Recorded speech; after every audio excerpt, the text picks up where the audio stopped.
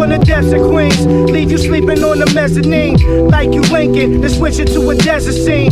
Often heard, but this motherfucker seldom seen. I'm throwing blows while you waiting for the bell to ring. Drunk smoking, razors make the pasta sweet. Slumped over when the barrel in your posture meet. Stay lean like some motherfucking ostrich meat. You full of shit, it's time to get a colonoscopy. Scissor kick, dick suck from Miss Elizabeth. Lex Luger arms, 4 in the morning in the dark with the computer on. Wasting my time, my thoughts of paper, taste of old grace replacing my mind. Born to shine like the eyes on a cat. Take cat, fuck around, put the knife in your back, cause it's nothing. Hey, what's up everybody, it's Smiley with Parallel Defense. Today, I'm extremely excited to bring to you guys Swampfox's new Micro Prism optic, the Raider. All right, now, first and foremost, shout out to Swampfox. Thank you guys so much. Swampfox did send this to me for review. If you guys didn't know, Swampfox is one of the largest supporters of my channel. They always show love, and they're very, very supportive and allow me to review their optics, and I can't appreciate them enough. If you guys aren't following them, go ahead, follow them. It's been a journey, and these guys are piling through, and I'm loving everything they're putting out. So shout out to Swampfox. Thank you guys for that. But let's go ahead and start talking about their new Micro Prism optic. Before we dive into the details, the nitty-gritty of the optic, let's go ahead and talk about what a Prism Site is. I don't want to complicate it or make it very, very difficult for you to understand. A lot of people have explained to me on this channel that they don't understand some of the terminology that I'm using, so I'm going to try and make it as simple as possible. So a prism is where I would set it right between two optics. So you have your red dots, which are normally parallax free. They use an emitter, their emitter reflects off the glass, so on and so forth. It's a very, very simple optic, your red dots. If you're familiar with that term, you know what a red dot is. Not a holographic sight. Your red dot, that's going to be your Holosun 403s, your Aimpoint T2s, your Delta Point Pros, any of your MRDSs, so your Trijicon SROs, so on and so forth. Those are red dots. Then you have your scopes, your LPVOs, your low power variable optic. These normally range from a magnification setting starting at 1 or 2, ranging up to 6 or 12. All right, so large differences is a red dot uses a emitter, which projects your dot onto a glass. An LPVO or a variable optic normally has the reticle etched in on the glass. Your prism falls in between the two of them because it has features of both. So one thing it shares with the LPVOs is it has its reticle etched on the glass. Something it shares with red dots is it still illuminates. And it normally comes in a smaller package, especially for these micro prisms. So now that we have that out of the way, let's dive into this optic itself. I'll give you guys some specifications, kind of just a stat sheet before I go ahead and start diving into my opinion on some of the other things. So when you get your Raider, you'll notice that it is a one-time magnification. You have 10 illumination settings, 2 of them being night vision compatible. Take a step off to the left a little bit to explain these compatibilities with the night vision. There are 2 settings that are illuminated settings. Again, this is a etched reticle into the optic. So something that I noticed when I was playing around with it under nods is whenever you have the illumination setting off, if there's enough sunlight out or you're in a somewhat like lit area or you have really good NVGs that can take in a lot of lights, a lot of the ambient light, you can actually see that reticle without it being illuminated. So in my opinion, there's actually 3 night vision compatible settings with that etched one in there. And that's something really cool that I thought, and I was super excited to be able to bring that to you guys and tell you that that's something that I was able to reveal and find. But back to the stat sheet, this has up to 20,000 hours battery life. I know some people there are gonna be like, it's not the 50,000 hours that I'm used to, but here's another fun fact. It has a fall asleep setting that after 4 minutes, it will fall asleep. And it also has a shake awake setting that when you pick it up, the light's going to click on if you have it illuminated. So that's gonna definitely stretch out that 20,000 hours. But if you're unhappy with it, change your batteries on your birthday. Don't be that person. I'm sure if you're a fan of EOTech, you cry like the rest of us in that scenario where you do have to change your batteries out. Change them out, get over it, move on with your life. It does use a side-loading CR2032 battery. Here's something I really want to point out that I was very, very excited about that they did.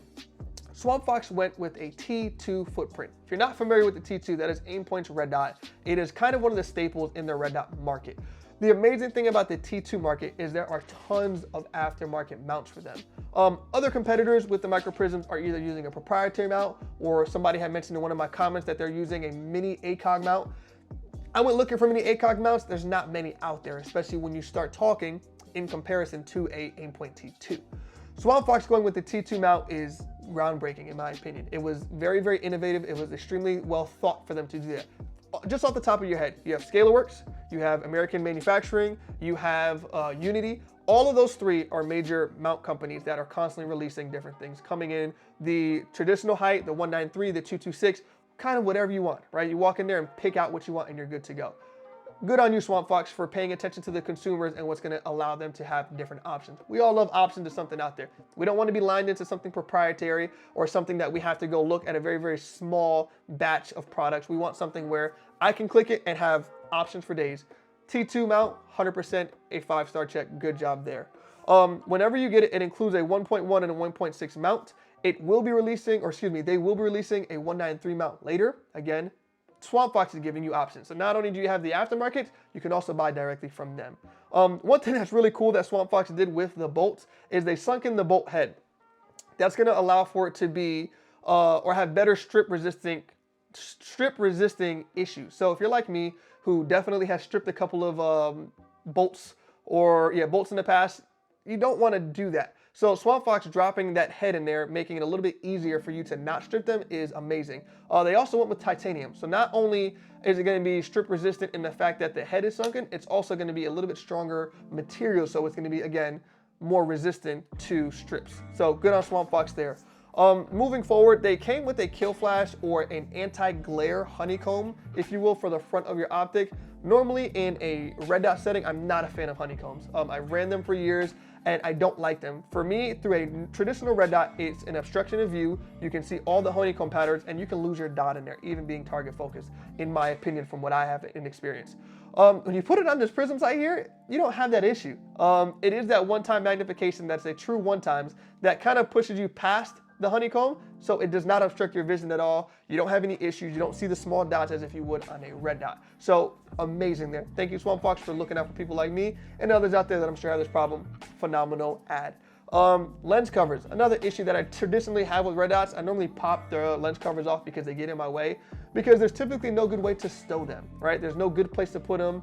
Swampfox did really good with allowing both caps to fit inside each other and fit on the optic body, so you don't have to worry about that. So for my guys out there that hate getting dust or anything inside their optic, you don't have to worry about it because now you can keep them on your optic at all times.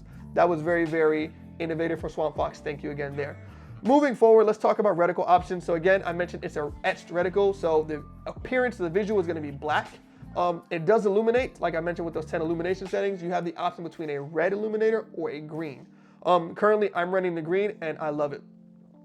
Swampfox released a bullet rise compensator with this reticle, and I gotta tell you, it was definitely thought out and they went in depth. So let's go ahead and dive into it. Once you look through this optic, you're gonna notice a 102 MOA ring. That's gonna be the largest ring on your optic. Again, for people that run EOTech or any of the HoloSun, you know that that's for CQB, for very, very close ranges for you to kind of just put it on your target, squeeze the trigger, go to work. That's typically 50 yards and in that works really well. Under that, you're going to have their trident. Looks like an arrowhead. That is a 2 MOA. That's going to be the very, very tip of the trident is the 2 MOA. You can use the bottom of that trident as well. We'll dive into that. But under that trident, you have 2 dots. Those 2 dots are going to be for your for your 10 and your 5 meter hold. So let's go into that. The tip of the arrow is going to be what you zero at. So like I mentioned, that's going to be your 50 meter or 200 or whatever you choose to zero at. That's where that tip is going to be. Obviously, depending on what ranges you zero at, you're going to have to understand your holds, but this is going off of a 5.56 and a 50 meter zero. So that's where that's at. At the bottom of that arrow, you're going to have that straight piece. That is going to be a 15-yard hold. Under that, your very first dot's going to be 10 and your last dot's going to be a 5 meter hold or a 5-yard hold. Super smart. Again, for people that have troubles with holdovers and understanding it, especially at closer distances, you don't have to do the work. Swampfox did the work for you. As long as you have the zero or you understand after you zero it where to hold, you'll be fine with these options. So I think that was super amazing.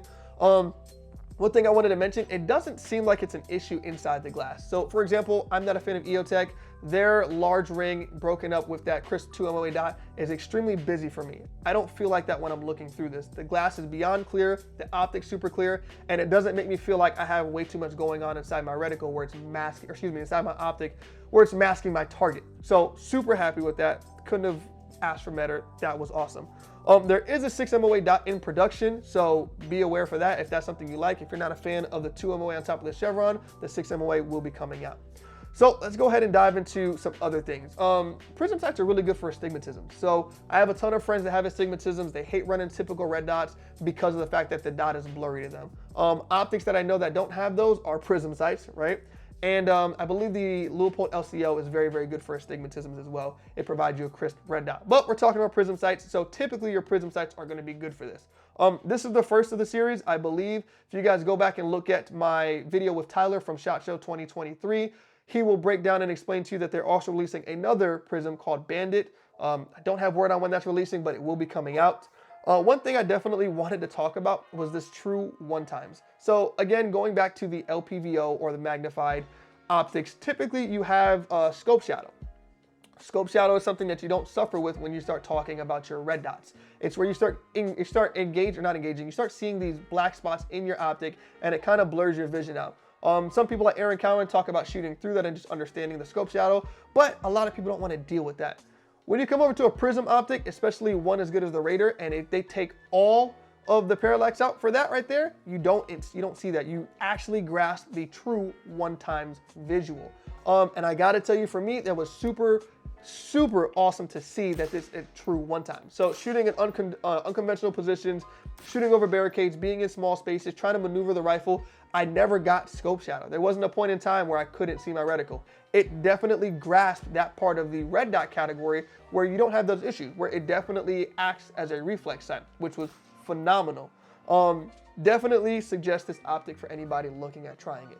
There wasn't one thing that I can say I had an issue with. One last thing to throw in there was magnification. If you look at some videos, some people talk about adding a 4x or 6x magnifier onto a Prism sight, having issues with it. I threw my hollow sun magnifier on here and didn't notice any issues. Weird as that may be, I guess it's just encompassing and really taking on that true one-times and doing its job. So again, this would be, to me, the gold standard when you're talking about being in between a red dot and an LPVO.